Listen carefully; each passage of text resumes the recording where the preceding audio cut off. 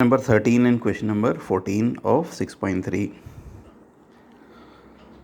We need to prove that CA square is CB into CD. This is what we have to prove. CA square is CB into CD, right? So if you look at what we need to prove, CA square is CB into CD. So CA is part of this triangle here. CB is again part of the bigger triangle, but CD is part of the small triangle ADC. So when I'm analyzing what I need to prove, I understand that the triangles that I require in this question is the bigger triangle ABC and the smaller triangle CBA. I need the bigger triangle ABC and the smaller triangle CDA, right? So if I take these two small triangles, that is triangle CDA and triangle CAB, then angle C is common for both.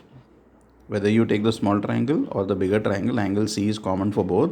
And already it is given to me that angle ADC is equal to angle BAC. So that means two angles are equal. So triangles will be similar by AA. If the triangles are similar, then the sides are in proportion. So we will get CA by CB is equal to CD by CA. Okay, you have to look at the sides in such a manner that when you cross multiply, you should get the required result. So there will be the third side also, but we will not take that third side because we are interested in CA and CB and CD. So you will not take a combination like DA upon AB because that is not required in the question. Although DA upon AB is also part of proportionality here. But we have taken CA by CB is equal to CD by CB, CD by CA. Why? Because on cross multiplying, I know I will get the required result. Okay, so CA square is CB into CD. Then question number 14, you can mark this question, very important.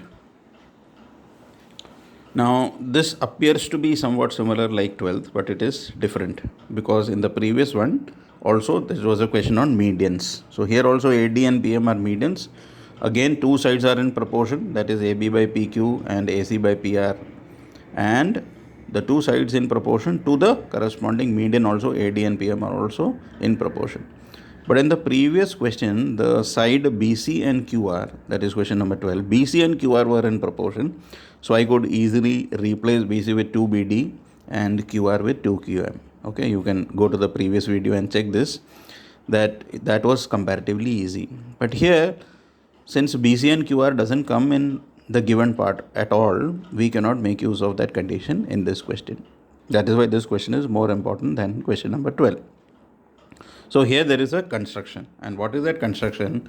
We have to draw DE parallel to AC. We have to draw DE parallel to AC and MN parallel to PR. We are drawing this parallel lines, okay, as construction. Draw DE parallel to AC and MN parallel to PR. Now comes the proof. For that, we will start with the statement of what is given to us. This is already given to us, that AB by PQ is equal to AC by PR is equal to AD by PM. This is already given to us. Now, instead of AB, I can write 2AE. What is the reason? This is based on class 9 concept. That this is the midpoint, and we are drawing this line parallel to this line. So this is converse of midpoint theorem, which states that from the midpoint of one side of a triangle, if a line is drawn parallel to another side, it will intersect at the midpoint of the third side. Okay, converse of midpoint theorem is the reason. So instead of AB, I am writing 2AE because if this is midpoint, this will also be the midpoint. So AB is replaced with 2AE, and similarly here PQ is replaced with 2PN. Now comes the next part, that is AC and PR. Now since both are midpoints, again class 9, you have done that if two midpoints are joined, the line joining midpoints will be parallel and half of the third side. Right, midpoint theorem, line joining midpoints will always be parallel and half of the third side. So this is half of this. That means AC will be twice of DE. So instead of AC, I am writing 2DE, and instead of PR, I am writing 2MN. Again, these two are midpoints, so this will be half of this. So PR will be twice of MN. So when we cancel this, we are going to get AE by PN is equal to DE by MN equal to AD by PM. Now look at these sides very carefully. If you look at these sides, these are actually the sides of these small two triangles AED and PNM. So I can say triangle AED and PNM are similar.